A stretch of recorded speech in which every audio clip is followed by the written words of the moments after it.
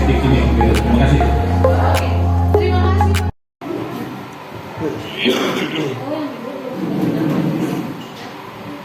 Ya, selamat siang Bapak Ibu. Sudah istirahat kita ya. Sekarang kita lanjut lagi materi selanjutnya, yaitu ada diseminasi berbagai praktik baik yang akan dilakukan oleh Bapak Dean Hami selaku CGP Angkatan 9. Kepada Pak Dean dipersilakan. Terima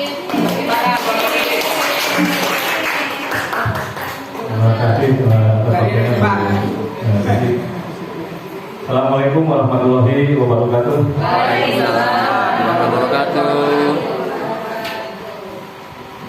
Simping mas simping sanes opat. Simping mas simping dan kerang kompak. Assalamualaikum warahmatullahi wabarakatuh. Waalaikumsalam warahmatullahi wabarakatuh.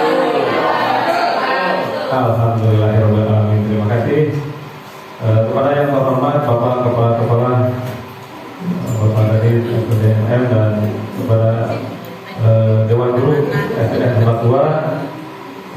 Saya ucapkan terima kasih yang sebesar-besarnya atas diberikannya waktu dan kesempatan untuk saya berbagi praktik baik dan diseminasi dalam rangka penyampaian modul 1.4 tentang budaya positif. Menciptakan budaya positif di SDN 42 dengan menerapkan konsep lingkaran pengaruh melalui kegiatan aksi nyata, diseminasi dan berbagi praktik baik. Nah, oleh saya udah kenal ya. CGP Calon Guru Penggerak Angkatan 9. Yang sebenarnya seharusnya kemarin itu sama dengan Bu Alin ya, Angkatan 8, yang akan lulus di Angkatan 8, tapi karena pengajar prakteknya kurang, jadi ada beberapa yang dialihkan ke Angkatan 9 ya, termasuk saya salah satunya.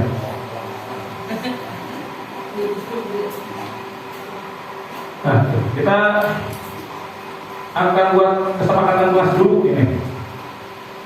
Bapak Ibu sebelumnya sudah tahu apa itu kesepakatan kelas? Perjanjian. Mualin? Mualin, kesepakatan kelas apa? Kesepakatan kelas itu adalah keyakinan kelas, Pak. Kesepakatan yang dibuat oleh semua anggota yang sedang ada di sini atau siswa kalau di kelas itu. Tepuk hebat bagi Mualin. Hebat. Hebat. Wow. Ulangi lagi. Tepuk hebat. Ya, terima kasih Bu Alin. Tadi kata Bu Alin, kesepakatan kelas itu adalah kesepakatan yang dibuat oleh warga kelas. Tapi beda kesepakatan kelas dengan keyakinan kelas. Bedanya apa? Kalau keyakinan kelas itu periodenya panjang, bisa 1 semester atau 1 tahun. Tapi kalau kesepakatan kelas itu hanya 1 kali ketika ada sebuah kegiatan berlangsung, misalnya diskusi kelompok, outing kelas, kemudian study tour ke tempat ke museum seperti itu ya, akan renang ke kolam renang, terus berenang, itu ada kesepakatan kelas. Jadi kesepakatan kelas itu hanya 1 kali kegiatan berlakunya. Nah, kita tentukan dulu kesepakatan kelas kita apa ini. Tertib ya, tertib. Saling menyayangi. Saling menghormati, menghargai orang yang berbicara.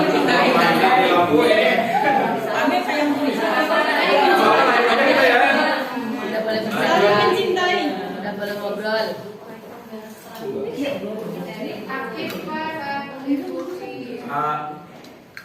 Tadi 1 tertib dulu.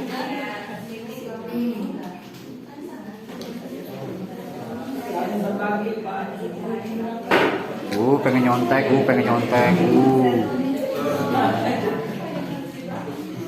Aktif dalam kelas. Terus ada lagi tambahan? Menghargai orang yang berbicara. Menghargai orang yang berbicara. Bagus. Angkat tangan kalau mau bertanya. Orang yang Biasanya apa kami? berpendapat ya, berpendapat. Kami biasa.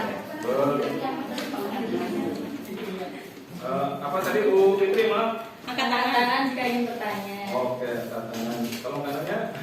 Dia. Angkat tangan.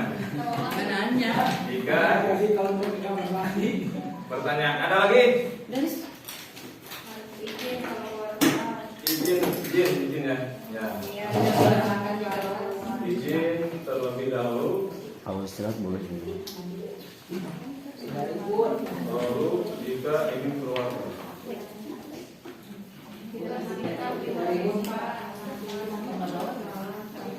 Izin terlebih dahulu jika ingin keluar kelas. Alhamdulillah. Bluetooth mode connected. Tetap menerapkan 5. Boleh sambil makan nggak? Iya. Bener nih, nggak boleh sambil makan. Ngemil boleh ngemil? Boleh sambil ngemil ya. Minum boleh? Oke. Ngopi, ngopi. Ngopi boleh? Boleh. Ajak boleh ngopi. Terima kasih. Yang dilarang merokok. Nah, itu dia. Boleh sambil. Sama.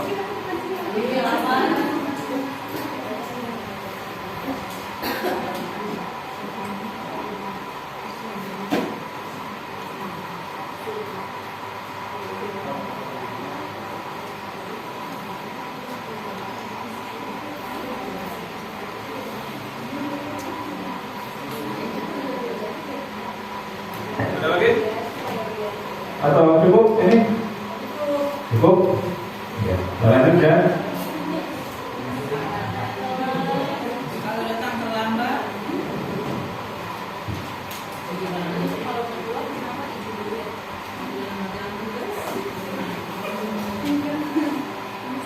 Nah ini kesepakatan kelas yang kita telah buat, yaitu yang pertama tertib, 2 aktif dalam kelas, 3 menghargai orang yang berbicara, 4 angkat tangan jika ingin bertanya, 5 izin terlebih dahulu jika ingin keluar kelas, 6 tetap menerapkan 5S, 7 boleh sambil ngemil dan minum. Jadi tak apa-apa silakan ya, karena jam-jam ini adalah jam rawan.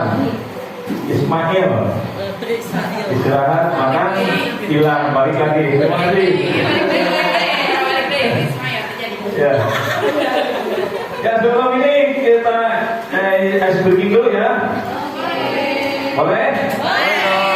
Iya. Ikuti apa yang saya ucapkan. Beritanya ikuti apa yang saya ucapkan. Bata, bata, batu, batu. Bata, bata, batu. Bata, batu, bata, batu. Bata, batu, bata, batu. Bata, bata, batu, batu, bata, bata.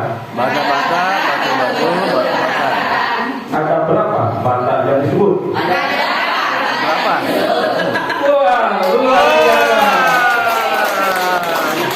Luar biasa, alhamdulillah, konsentrasi semuanya. Tidak ada yang nggak kompak. Tepuk hebat, tepuk hebat.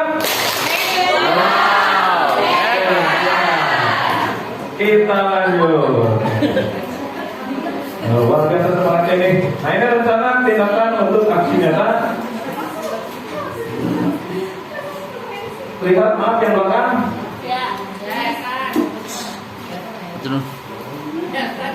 Latar belakang yaitu perubahan paradigma pendidikan menurut menciptakan budaya positif di SD Subang dengan menerapkan konsep lingkaran pengaruh melalui kegiatan aksi nyata, designasi dan berbagi praktik baik. Latar belakangnya perubahan paradigma, yaitu kurikulum merdeka bahwa pendidikan itu berpusat pada siswa. Warga sekolah, warga sekolah belum nanti lagi. Lanjut. Warga sekolah Siapa yang perlu setrika sih? pemahaman tentang konsep-konsep inti dalam menciptakan budaya positif di sekolah. Nah ini mohon maaf Bapak Ibu, perlu nggak pemahaman tentang konsep-konsep inti ini? Kayaknya penting deh. Positif. Kayaknya penting deh. Dulu ya. Walaupun kemarin sebenarnya ini sudah oleh CGP angkatan 7 yaitu Bu Fitri, dan kemarin juga sudah disampaikan ini oleh Bu Alin.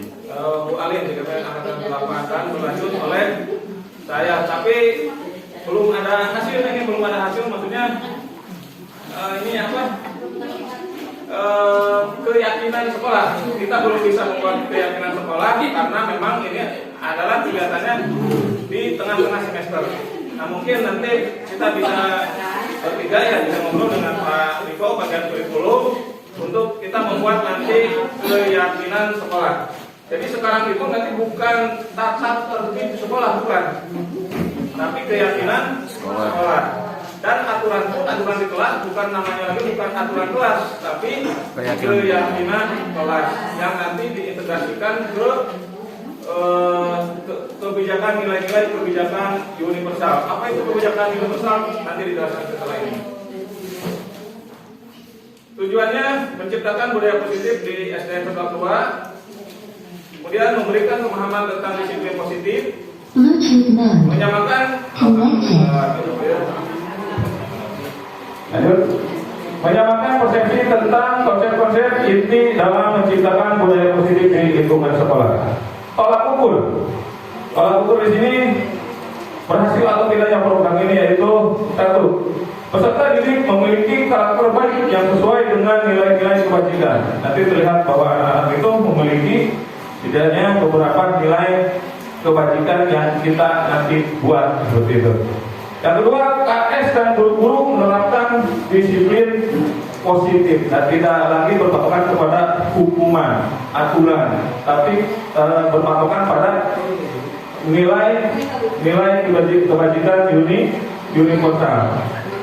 Di setiap kelas terdapat keyakinan kelas. Nah sekarang saya tanya mohon maaf Bapak Ibu, apa sudah membuat keyakinan kelas? Sudah. Semua sudah? Sudah. Alhamdulillah, berarti program Bu Fitri dan Bu Alin berhasil.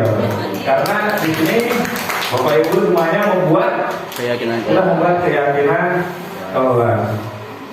Di setiap sekolah punya keyakinan sekolah punya keyakinan sekolah yang berpihak pada murid. Sudah belum? Belum. Ya, karena kita belum ada nanti rapat kerja. Kalau kita dibuat ya. Kita isi dulu ke Bapak Kepala Sekolah. Kemudian kita ngobrol dengan Bapak di kurikulum ini Pak Niko ya. Dan kita nanti sama-sama membuat keyakinan sekolah. Lini masa tindakan yang dilakukan ada 4 yang akan saya lakukan, yaitu yang pertama mengimplementasikan konsep-konsep inti dalam budaya positif di lingkungan kelas. Jadi lingkaran pengaruh itu dimulai dari dalam diri sendiri, kemudian di dalam kelas sendiri, mempengaruhi kelas rombel, mempengaruhi semua kelas, dan akhirnya mempengaruhi semua warga sekolah. Nah, itu yang dimaksud dengan lingkaran pengaruh. Nah ini gambarnya seperti ini. Lingkaran pengaruh itu diri sendiri, orang lain, instansi, kemudian lingkungan masyarakat. Yang kedua, refleksi kegiatan. Ketiga, desiminasi modul budaya positif. Nah ini saya sedang melakukan desiminasi ini eliminasi modul budaya positif dan sekaligus berbagi praktik baik dengan membagikan pemahaman dan pengalaman dalam menerapkan budaya positif di lingkungan kelas. Dukungan yang dibutuhkan oleh saya yaitu satu, dukungan dari kepala sekolah. Alhamdulillah saya sudah diberikan izin dan diberi tempat di sini untuk menyampaikan, untuk melaksanakan diseminasi ini dan juga berbagi praktik baik ini. Sekali lagi saya ucapkan terima kasih kepada Bapak Kepala. Kemudian dukungan dari semua guru dan tenaga kependidikan, dan alhamdulillah ini sekarang juga hadir semua di sini untuk barangkali mudah-mudahan tidak bosan ini. Jadi saya yang ketiga di sini dalam menyampaikan budaya positif. Dan sekali lagi saya ucapkan juga sama kepada Bapak Ibu semua dan juga kepada tenaga pendidikan, terima kasih. Mudah-mudahan jadi amal dari Allah Taala. Amin ya Rabbal.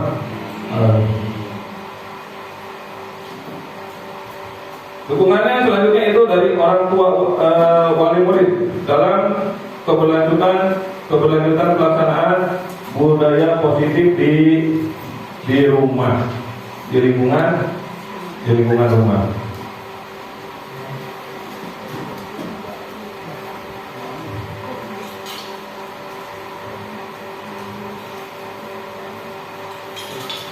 Pengenalan singkat tentang budaya positif.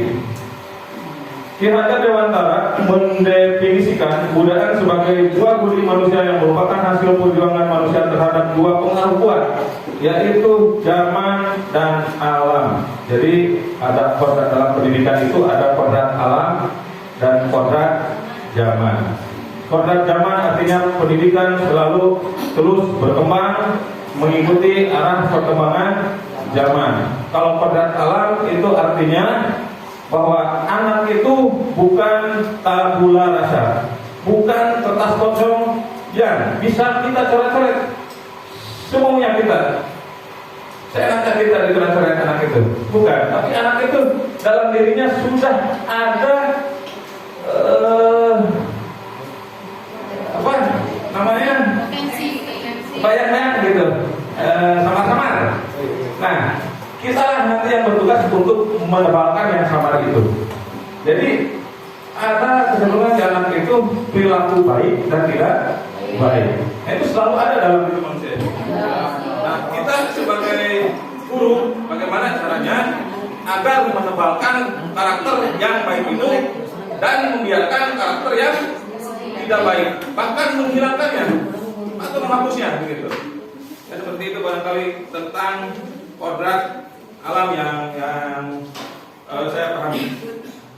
Kemudian menurut Selo Sumarjan, nah ini selalu ada di, kita juga pernah mendengarkannya ketika duduk di bangku mahasiswa ini dulu, bahwa budaya adalah sarana hasil karya, rasa dan cipta masyarakat.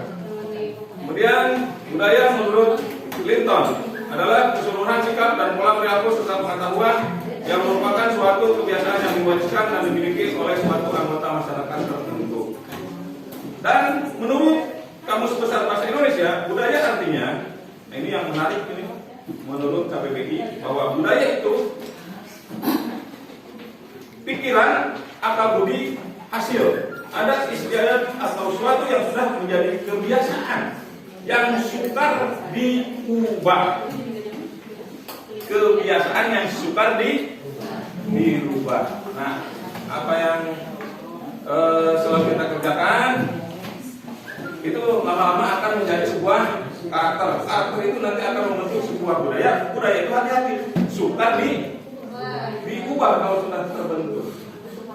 Butuh waktu yang lama bentuk. Bluetooth mode. Ya, Connected. ada apa ini? Biasanya seperti ini. Godaan. Tanda-tanda apa ini ya? Godaan. Tanda-tanda sukses, amin. Ya Allah, ya Allah. Jumat berkah, amin. Positif jika dilihat dari perilaku atau sikap dapat diartikan baik. Jadi perilaku positif artinya perilaku baik yang sesuai dengan nilai-nilai dan norma-norma kehidupan yang berlaku dalam masyarakat. Dari pengertian-pengertian di atas itu, saya menyimpulkan bahwa budaya positif adalah suatu cara hidup yang baik sesuai dengan nilai dan norma yang diyakini dan dimiliki bersama oleh sebuah kelompok yang kemudian diwariskan dari generasi ke generasi, sukar dirubah, diwariskan dari generasi ke generasi. Ada salah satu budaya positif di kita, yaitu contohnya apa yang dulu sudah ditutup oleh Bu Yuju, selanjutnya sekarang bahasa Ikrar ya. Bahasa Ikrar itu kalau mau merubah itu reaksi buruk-buruk, mungkin yang lain akan ada reaksi. Kenapa? Sudah membudaya, tidak bisa dihilangkan, itu begitu saja itu. Tapi ada hal yang kemarin dirubah sedikit karena memang itu sependapat kami ya, penyesuaian dari adanya zaman. Jadi bahwa kita itu adalah sekolah negeri, gitu, sekolah negeri, dan di Ikrar itu ada bunyi yang bunyinya yang apa? Menurut kami itu terlalu ekstrim, terlalu frontal. Frontal ya, frontal atau apa ya? Tapi memang ada kan apa hadisnya itu. Cuma istilahnya dikurangi karena ini sekolah kita adalah sekolah umum. Jadi bisa diganti dihilangkan ya kata-kata bahwa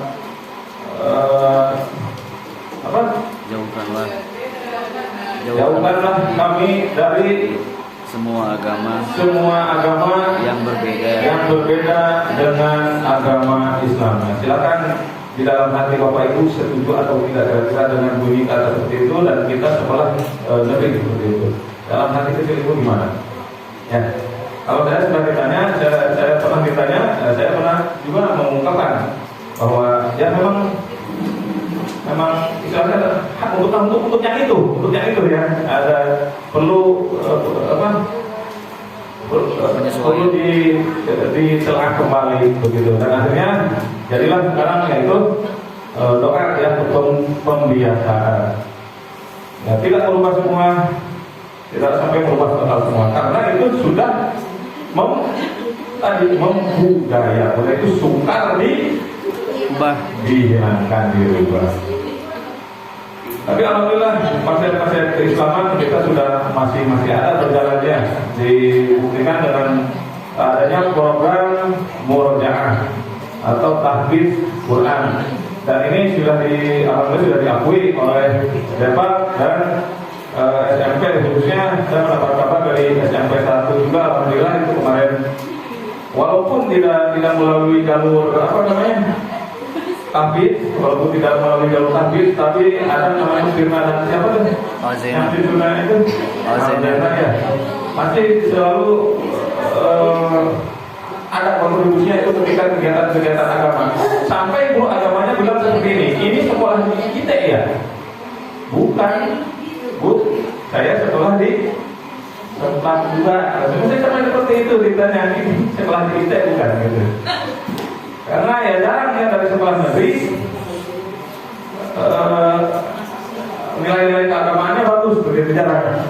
Nah, tapi alhamdulillah lulusan kita itu, dan mudah-mudahan ini bisa dipertahankan sampai ke seterusnya, jadi membudaya. Amin ya rabbal alamin. Nah, ini juga konsep yang saya buat sendiri ini tentang budaya. Jadi dalam LMS itu, dalam guru penggerak itu menerapkan konsep merdeka belajar. Jadi yang baliknya merdeka belajar, jadi yang kita merdeka itu apa yang ada dalam diri kita boleh dituangkan, berinovasi gitu. Nah, hasilnya adalah ini, ada sudut-sudut, 8 sudut dari budaya positif. 8 sudut ini dimulai dari disiplin positif. Disiplin positif, kemudian ada teori kontrol, teori motivasi, hukuman dan penghargaan, posisi kontrol guru, kebutuhan dasar manusia, keyakinan kelas, dan terakhir segitiga restitusi. Dari 8 struktur ini membentuk sebuah nama yang namanya budaya positif. Nah, mana yang paling utama dari 8 ini? Nanti setelah ini kita akan bisa jawabnya. Disiplin positif, perubahan mindset disiplin. Apa sih itu disiplin? Selama ini kita mengenal ya, mungkin ya, mengenal kata disiplin itu adalah satu, hukuman. Sekarang bergeser menjadi merefleksikan kesalahan.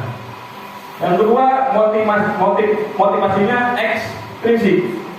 Jadi anak itu disiplin itu karena ada beberapa hal yang mempengaruhi. Rasa takut karena hadiah, atau saya menjawab karena ingin hadiah. Itu motivasi ekstrinsik dari luar. Nah, boleh atau tidak? Nanti kita ada jawabannya di sini. Yang ketiga, merasa gagal. Merasa gagal, mindsetnya berubah menjadi percaya diri untuk bertanggung jawab terhadap apa yang dilakukannya, yang dilakukan oleh anak gitu. Keempat, penghargaan. Mindsetnya berubah menjadi kebajikan universal. Dan terakhir, nilai-nilai negatif dari disiplin itu berubah mindsetnya menjadi nilai-nilai positif. Nah, inilah nanti nyambung dengan program Serbu Kartip Kota Bogor, yaitu 1000 kata positif.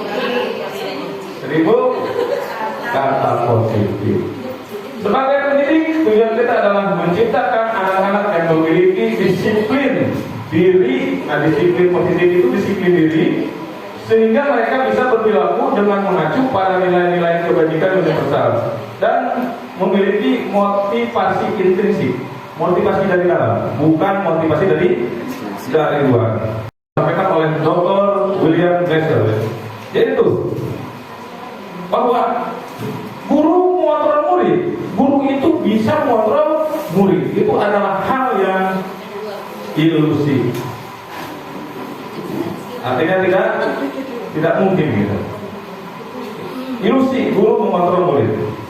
Yang kedua, ilusi juga bahwa semua penguatan positif efektif dan bermanfaat.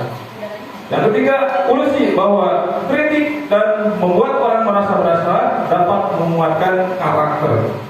Justru kritik dan membuat orang merasa bersalah itu bukan menguatkan karakter, malah apa? Yang Membunuh kan? Membuat downnya, membuat malu anak dengan kita membuat merasa bersalah. Yang contohnya kita kalau misalnya ditegur dengan dibuatkan seperti merasa bersalah. Teori motivasi. Dia dosen dalam bukunya menyatakan ada 3 motivasi perilaku manusia. 1, untuk menghindari ketidaknyamanan atau hukuman. Jadi karena takut, anak itu menjadi disiplin atau mengikuti tata tertib. Kedua, untuk mendapatkan imbalan atau penghargaan dari orang lain. Nah, inilah mungkin ya, kenapa sistem sekarang ranking tidak ada. Yang ketiga, untuk menjadi orang yang mereka inginkan, untuk menjadi orang yang mereka inginkan dan menghargai diri sendiri dengan nilai-nilai yang mereka percaya. Menurut Bapak Ibu, mana yang paling ini, yang masuk ke disiplin positif di 3 nilai ini? 3 motivasi ini mana yang bernilai positif? Nomor 3. Oke. Kenapa Burji nomor 3?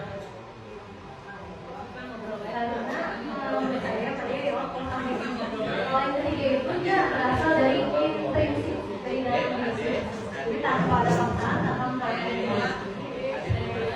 Bagus, betul 100. Tepuk hebat. Wow. Hebat. Lanjut. Betul. Nomor 4. Hukuman dan penghargaan. Hukuman bersifat tidak terencana atau tiba-tiba dan satu artinya apa? Anak tidak dilibatkan. Jadi apa kamu?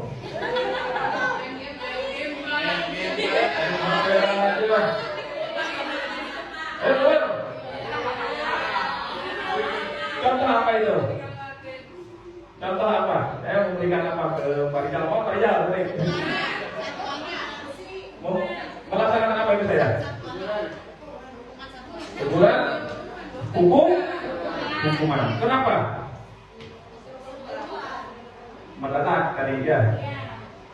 Satu arah. Jadi Pak Rizal tidak tahu bahwa main HP dikeluarkan itu sepotong saja dari saya. Gitu. Pak Rizal kamu main HP keluar kan? Itu satu hukuman. Enggak,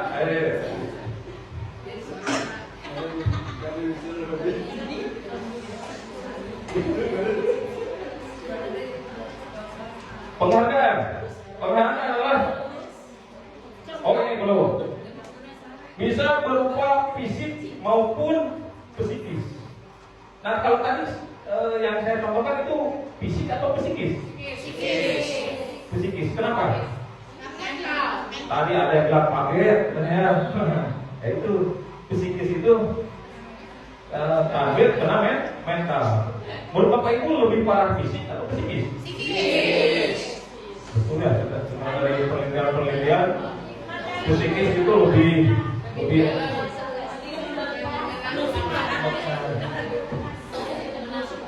sakit hati. Iya. Anak merasa tersakiti oleh perbuatan dan kata-kata dan menciptakan identitas gagal pada anak. Penghargaan adalah suatu benda atau peristiwa yang diinginkan, yang dibuat dengan persyaratan. Jika kamu ingin permen ini, ayo jawab pertanyaan dari Bapak. Itu contohnya. Kalau kamu pengen training ke 1 transfer, jangan itu namanya gratifikasi.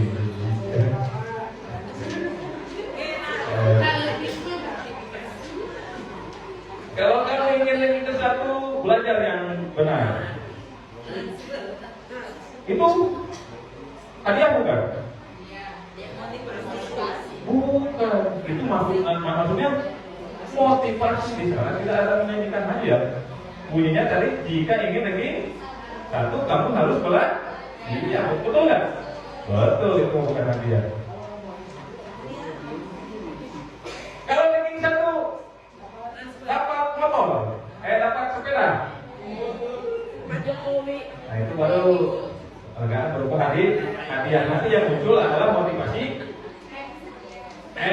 prinsip, yaitu ingin mendapat sepeda. Memberikan penghargaan nilainya sama dengan menghukum seseorang. Ini luar biasa nih bunyinya.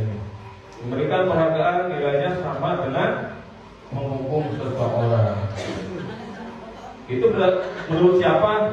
Alfie Kohn. Kenapa beliau berkata seperti itu? Yaitu pertama, berdasarkan hasil penelitiannya ini, pengaruh jangka pendek dan jangka panjang. Jadi ketika misalnya gini, Pak Aceh suatu hari nggak masuk, diganti oleh Buya masuk ke kelas Pak Aceh. Pak Aceh sering memberikan hadiah kepada anak-anaknya. Kalau misalnya jawab pertanyaan, anak-anaknya tertib, lalu memberi hadiah. Nah, ketika Pak Aceh nggak hadir, kemudian Buya masuk, apa yang terjadi? Lagi. pada anak itu? Nagih hadiah. Iya pasti rame ya. Kenapa? Motivasinya hilang.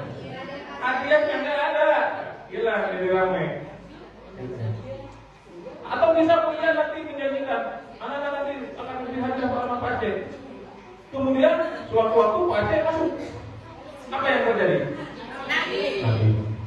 Pak Aceh lupa. Pak Aceh yang berikan. Akhirnya Bluetooth mode. kecewa. Itu kecewa ini yang bahagia ini. Kecewa. Kecewa hatiku. Ini dulu. Lanjut. Penghargaan tidak efektif, yang sudah dijelaskan. Penghargaan merusak hubungan, paham ini ya? Oke. Penghargaan mengurangi ketepatan, betul? Ya tadi. Penghargaan menurunkan kualitas. Iya. Penghargaan mematikan kreativitas. Ya tadi Pak Aceh, hadir, jadi pada ribut anaknya, diam ya. Penghargaan sifatnya menghukum. Setuju? Penghargaan sifatnya menghukum. Coba jelasin. Setuju? Coba jelasin. Coba jelasin. Artinya jadi dari nomor 1 dari atas sampai bawah itu kan ada dampak-dampaknya. Nah dampak-dampaknya inilah yang dikatakan menghukum, itu maksudnya penghargaan menghukum itu. Yang terakhir, mengambil motivasi dalam diri anak. Contohnya begini, ada anak ketika misalnya dia mau ke depan, sudah membaca puisi, bagus baca puisinya. Anak-anak tepuk tangan semuanya untuk anak dia ke depan ini. Tapi ketika oleh gurunya, kamu bagus ini sudah baca puisi ini, ibu beri hadiah. Apa yang terjadi? Ke depan anak itu akan termotivasi lagi untuk hadiah, jadi mematikan motivasi yang ada dalam dirinya tadi yang sudah diberikan oleh temannya, yaitu tepuk tangan tadi. Nah kita jangan menambahkan berupa hadiah, karena itu bisa mengambil motivasi dalam diri anak. Nah boleh nanti sambil ditulis kalau ada yang nanya, nanti bisa dijawab oleh Bu Alin kalau ada yang nanya Bu Alin.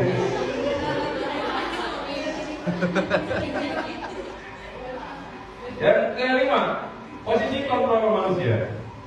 Nah ini 5 posisi kontrol guru. 1, penghukum. 2, membuat merasa bersalah. 3, teman. 4, pemantau. 5, manajer. Penghukum itu tadi yang kita bahas Pak Rizal tuh. Itu guru penghukum. Pembuat merasa bersalah. Gara-gara kamu ribut, bapaknya jadi dimarahin sama kepala sekolah. Itu membuat merasa bersalah. Nah, gara-gara kamu ini, kata bapak yang jawaban betul itu tulis pakai pulpen warna merah, kamu pakai warna hitam. Itu disangka oleh orang tua adalah jawabannya yang betul, padahal salah itu.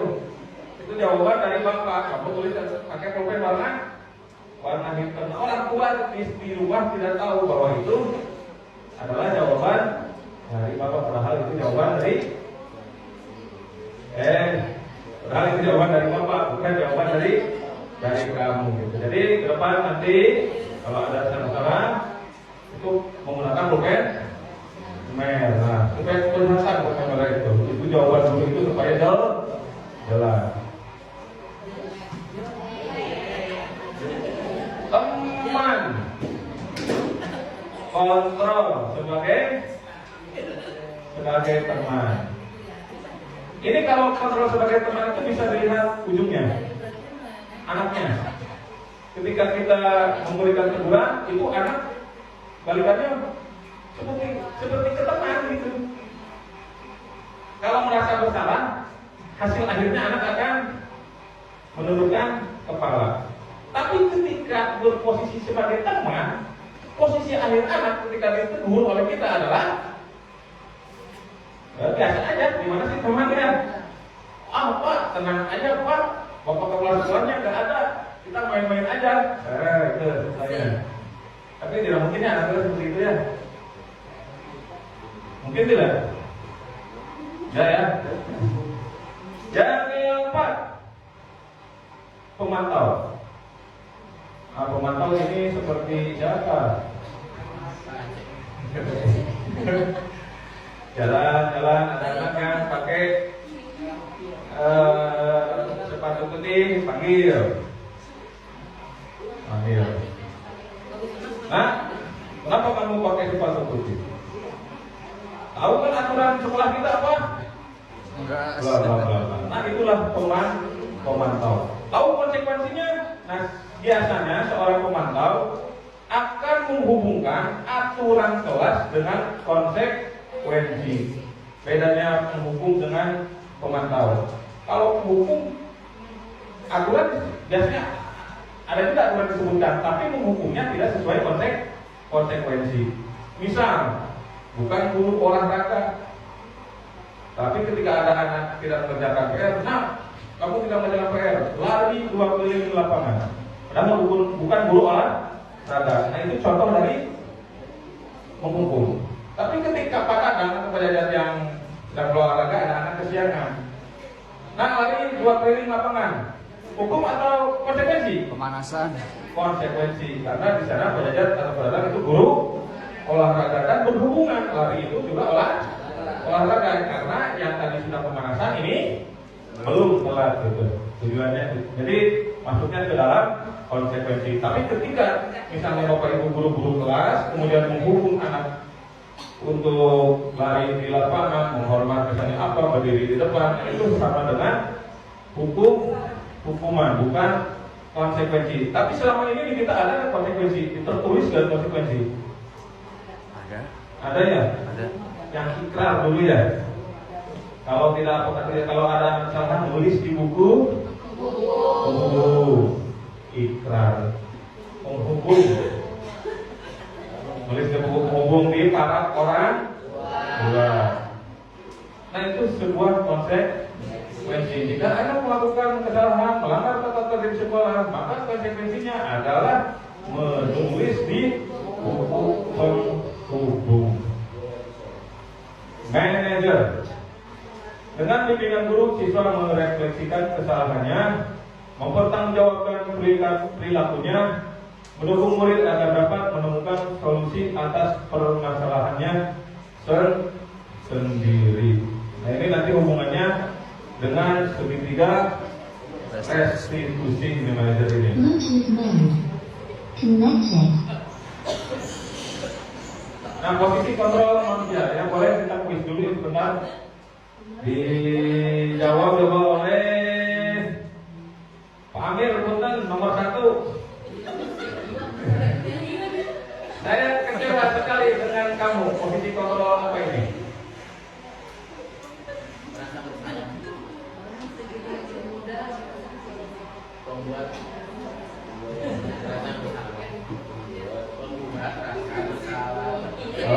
Betul.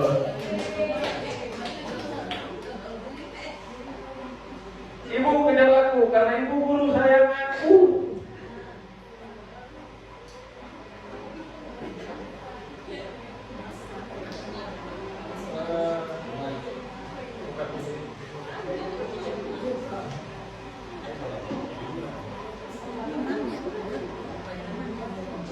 Cinta dan kasih sayang. Aku hebat kan, bisa bikin ibu guru kejar aku. Kebutuhan apa yang kurang ini? Teori kebutuhan apa? Pengakuan. Penguasaan. Aku bosan belajar mewarnai terus di dalam kelas. Kebebasan. Nah ini yang hubungannya dengan yang ini, yang tadi itu. Ya, tadi saya coba mengecek dulu ini. Udah masih ingat tidak gitu tentang kebutuhan dasar manusia. Ya, tapi bagus Pak Amir tadi udah langsung nyambung. Pakai. Tepuk tangan dong. Tepuk tangan, tepuk hebat buat Pak Amir.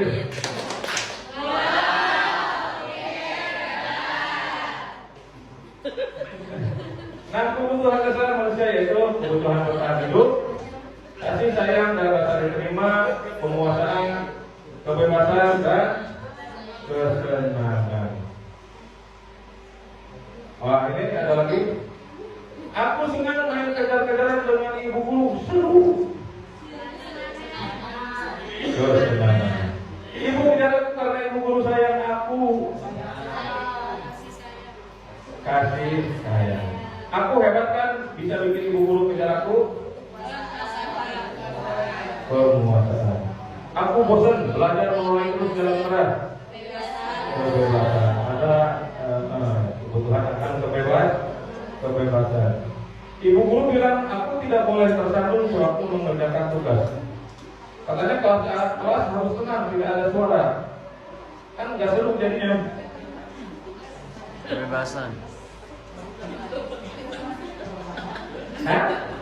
Kebebasan. Kesenangan. Kan ada kata seru bisa. Nyetir mobil itu seru. Kesenangan. Biar bisa jalan-jalan naik mobil sama teman-teman aku.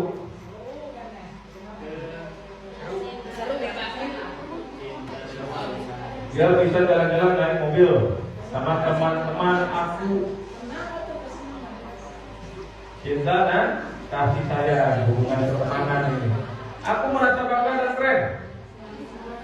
Penguasaan. Ibu guru tidak menyapaku hari ini, padahal aku pakai jepit rambut baru. Nah, diperhatikan ya, ingin diperhatikan, cinta dan kasih sayang.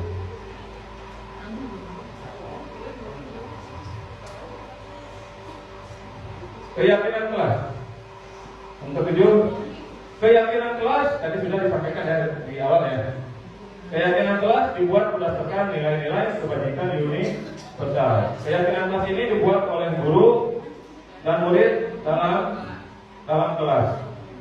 Keyakinan kelas sebagai upaya-upaya yang dapat dilakukan dalam membangun budaya positif di sekolah. Nah, jadi karena Bapak Ibu guru di sini sudah membuat keyakinan kelas, tidak perlu lihat lagi mungkin ya. Ya. Langsung ya. Oke. Langkah-langkahnya sama ini. Pertama, menulis peraturan kelas, merubah kalimat negatif menjadi positif, membuat tabel Y tanpa terlihat terdengar.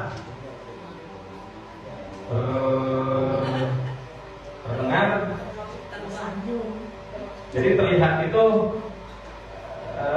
anak ketika berpapasan dengan guru menyapa, lihat. Anak ketika melakukan kesalahan langsung meminta maaf, terlihat. Terus apa lagi yang terlihat?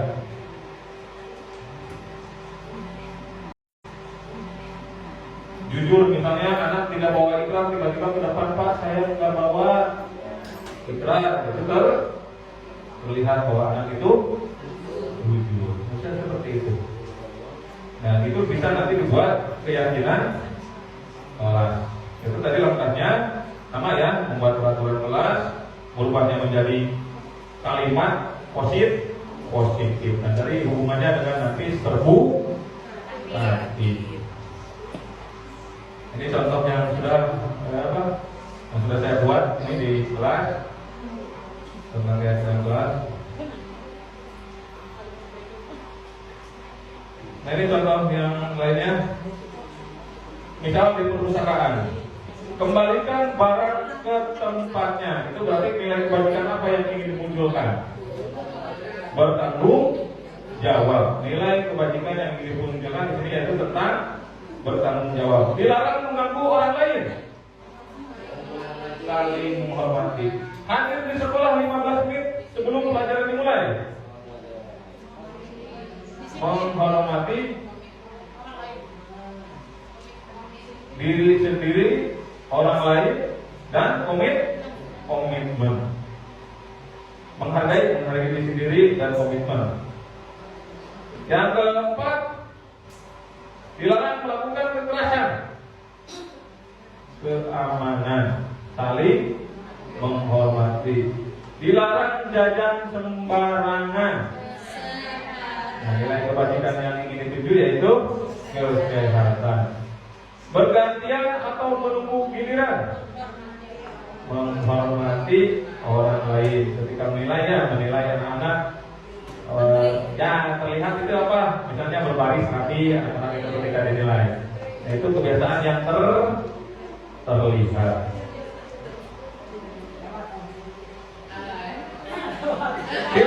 Oh, lewat ini. Aduh, lupa nggak dihapus.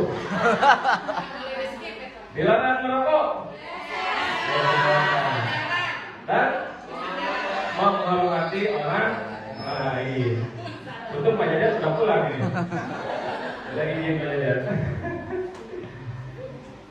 Dan tugas selanjutnya, gunakan masker jika sakit flu atau batuk. Kesehatan, keamanan, boleh menghargai orang lain.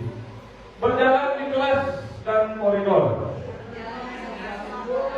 Keamanan dan keselamatan. Udah hebat-hebat ini Pak. Bisa dibuat nanti kegiatan sekolah ini udah mantap Pak. Tepuk tangan buat kita semua.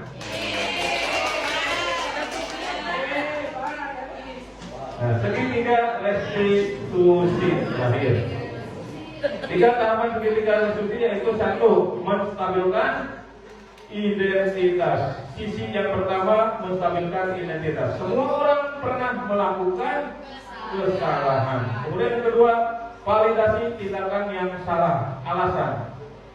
Anak berbuat seperti itu karena punya alasan. Dan yang sisi ketiga yaitu menanyakan keyakinan. Jadi di sini boleh tidak berurutan.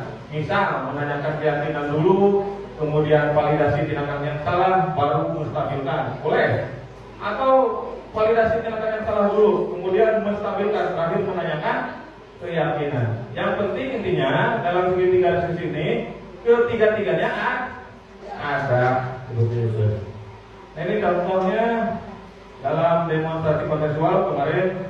Saya sudah praktek segitiga restitusi. Terakhir ini. Nah, nanti kita lihat apa perbedaan dari video pertama dan kedua. Ada dua permasalahan ini. Saya tidak bisa mengajar karena ada kegiatan pokok dari pendidikan. Pada itu memberikan tugas kepada siswa kelas 6 agar kelas kosong. Namun, Nazia tidak mengerjakan tugas tersebut. Dia malah tiduran di meja dan akhirnya kusuk-kusukan. Sehingga saat pengumpulan tugas, Nazia tidak mengumpulkan. Selesai kegiatan, Kadir langsung mengoreksi tugas tersebut. Kemudian menemukan satu anak yang tidak mengerjakan tugas, yakni Nazia. Padahal, jenisnya belajar ada kelas. Berdasarkan keterangan bertiket dan ucapan, hari ini tidak ada anak yang diminta izin untuk pulang keluar. Keesokan harinya, Razia masuk sekolah. Saat istirahat, Kadir pun menemui Razia untuk diminta klarifikasi.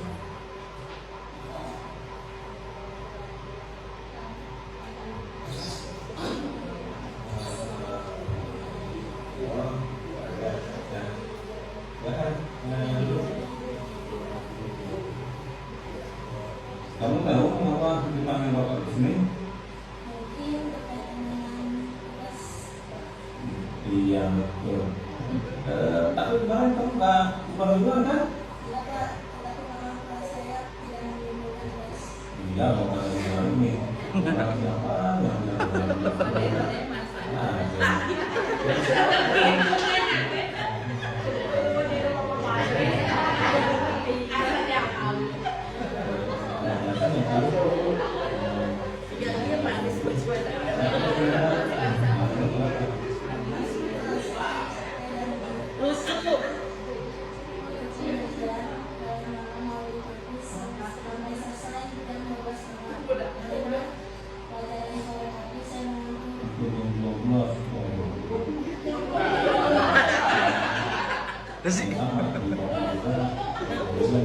sih.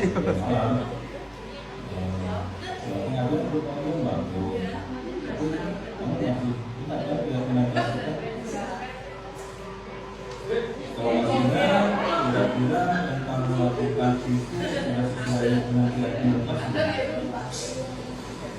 keyakinan pasangan. Selalu bertanggung jawab. Kamu masih ingat tentang bertanggung jawab, mengerjakan Bluetooth mode connected. yang tahu nih apa solusinya untuk masalah ini. Ya Pak, pertama saya minta maaf karena kemarin tidak mengumpulkan tugas. Kedua, jika ada kegiatan sampai malam lagi, sebenarnya saya akan menunggu agar tidur. Dan ketiga, saya sudah mendapat tugas dari Bapak kemarin dan minta maaf karena baru mengumpulkan hari ini. Alhamdulillah, Bapak terima maafmu. Bapak apresiasi untuk tanggung jawab memang hebat, ya. Ya betul. Jadi kalau misalnya lagi ada kegiatan sampai malam, usahakan siangnya tidur dulu. Atau kan ini sekarang kita bagian siang ya, maksudnya karena ada pembangunan sekolah. Nah, tadi sebelum berangkat sekolah itu harusnya kamu tidur dulu. Ya paling sedikit 1 jam atau 2 jam lebih tidur siang itu ya. Nah, biar apa? Biar waktu tidurnya cukup, terus kamu tidak ngantuk di kelas. Gimana kelas yang tadi, yang kemarin di bawah hari ini? Sudah saya tunggu Pak, tunggu Pak. Ya, terima kasih. Ya, silakan Radha, kembali lagi istirahat. Terima kasih Pak. Ketika berakhirnya percakapan, baik Fadil maupun Razak sama-sama menunjukkan semua riwayatnya, yang menandakan bahwa Razak kembali dengan bahagia dan penuh percaya diri. Kasus kedua, Razak yang tidak mengikuti ekstrakurikuler pramuka. Pada Sabtu, Razak tidak mengikuti kegiatan pramuka yang merupakan ekstrakurikuler wajib di sekolah. Ia pun tidak memberikan keterangan kepada pembina tentang ketidakhadirannya. Pada hari Senin, Razak dipanggil pada diri untuk dimintai keterangan.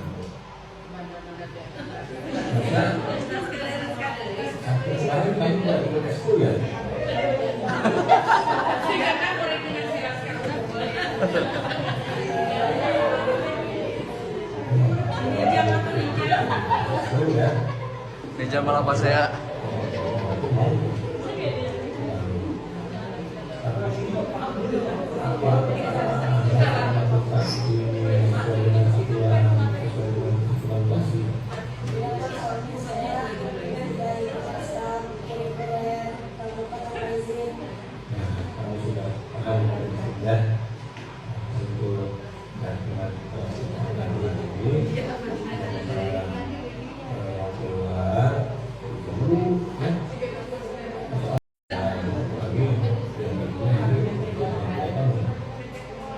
Nah, kira-kira apa yang bisa kamu lakukan untuk bisa menerapkan keyakinan kelas ini?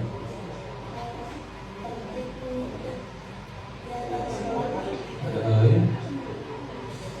Saya mengikuti ekstrakurikuler baik namanya apa? Nah, berarti kamu sudah paham ya? Nah, jadi nanti kita pilih apa yang kamu yakini ya dilaksanakan ya, agar sesuai dengan keyakinan dan ketentuan. Apalagi kerja gimana? Kalau ada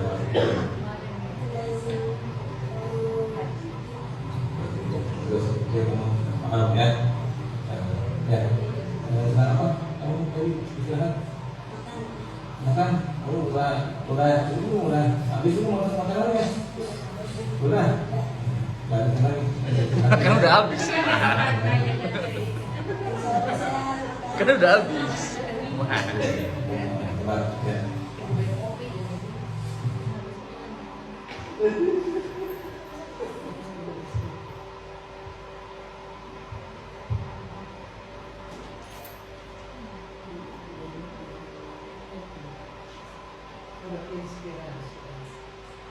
Nah, itu kasus pertama dan kedua. Apa perbedaannya? Sama-sama orangnya. Beda kasus. Bedanya ini di kursi ini di kursi ini.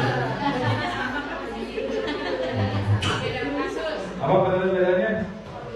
Alur, betul alurnya. Kalau yang pertama alurnya tadi alurnya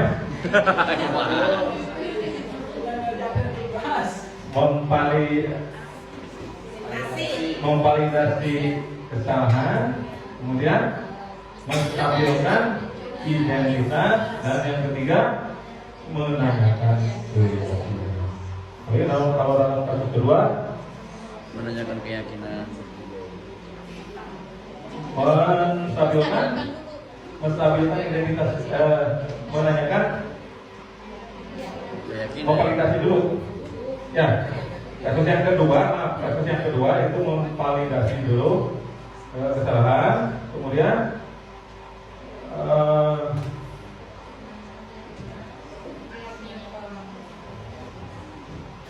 ini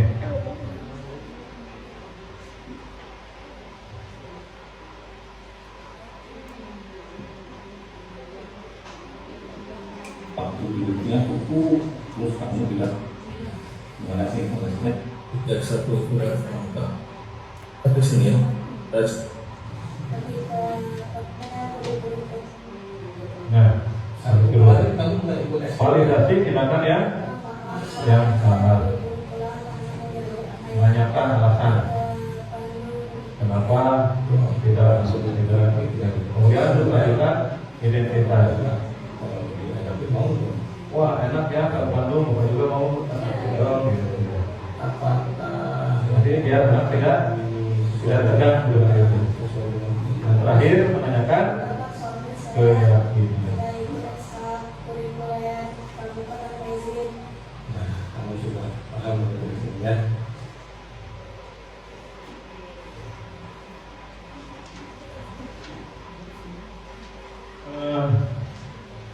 Mungkin sebelum kita tutup ya, kita revisi dulu bersama-sama apa yang dimulai dari kegiatan hari ini, yaitu kita revisi sama-sama aja ya, atau mau ada yang satu orang refleksikan? Pamer. Itu dari 8 yang tadi ini.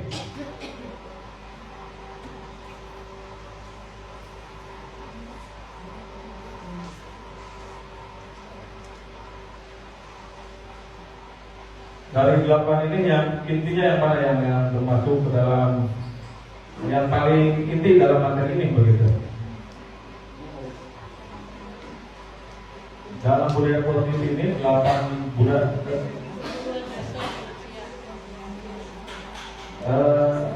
Satu, disiplin positif ya, disiplin positif. Jadi disiplin positif itu kita mendisiplinkan anak, tapi tidak dengan cara posisi kontrol dulu sebagai manajer. Jadi nanti motivasinya itu adalah motivasi intrinsik, motivasi yang ada dalam diri siswa. Jadi disiplinnya disiplin positif, kemudian posisi kontrolnya sebagai manajer, dan yang terakhir yaitu apa? Segitiga restitusi. Jadi di ini inti dari materi itu yaitu sebaiknya kita merumuskan ya dari ini, yaitu tentang disiplin positif, posisi kontrol dulu sebagai manajer, dan menerapkan segitiga restitusi. Jadi nanti ini anak itu diajak untuk berefleksi tentang kesalahannya. menyelesaikan sendiri masalahnya dan dihubungkan dengan keyakinan sekolah yang berpedoman pada kebijakan universal. Itu mungkin ya. Mungkin ada pertanyaan? Boleh, Pak? Ya. Boleh.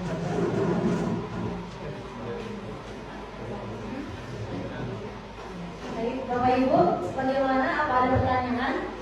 Ya, Bapak.